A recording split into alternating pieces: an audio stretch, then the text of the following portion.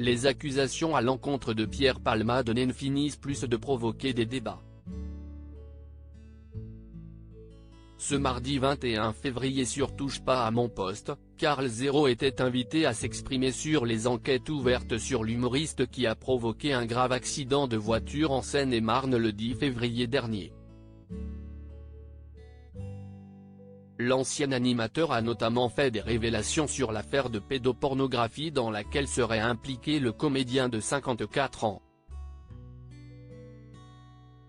Il y a un prénommé Fabien qui s'est manifesté dès hier soir en envoyant des vidéos et des audios qu'il avait sur un portable qui montre Pierre Palmade en train de regarder des trucs pédopornographiques, a-t-il notamment dévoilé, relayant également la rumeur selon laquelle un ministre était présent dans la maison de l'acteur au moment de son accident.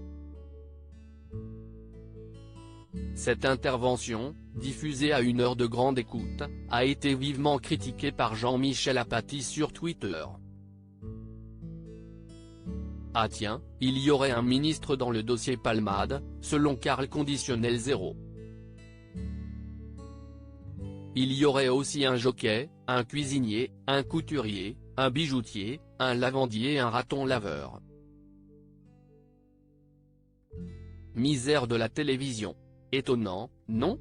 A ironisé le journaliste de 64 ans sur le réseau social, pointant l'imprudence de son ex-confrère en partageant ce qui ne sont que des rumeurs infondées pour le moment. Supérieur à Pierre Palmade, François Cluzet, Benoît Magimel, les stars sans tabou sur leurs addictions. Pierre Palmade visé par 3 enquêtes judiciaires. Les zones d'ombre sur les affaires autour de Pierre Palmade restent en effet encore très nombreuses.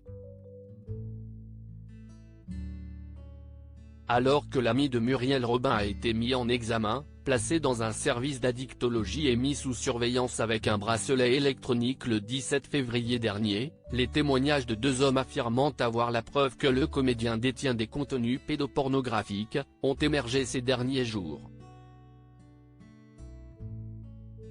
Son état de santé étant incompatible avec toute garde à vue, Pierre Palmade n'a pas encore été entendu à ce sujet, mais le parquet de Paris a ordonné une perquisition de son appartement parisien, dès le 19 février.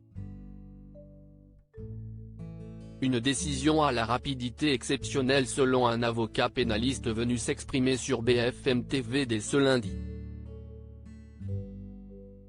Les 2 hommes accusant le complice sur scène de Michel Larocque ont toutefois été entendus par les autorités.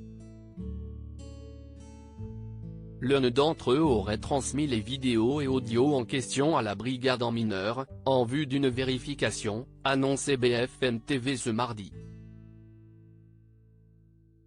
Crédit photo, Marc Ossel-Lacroix.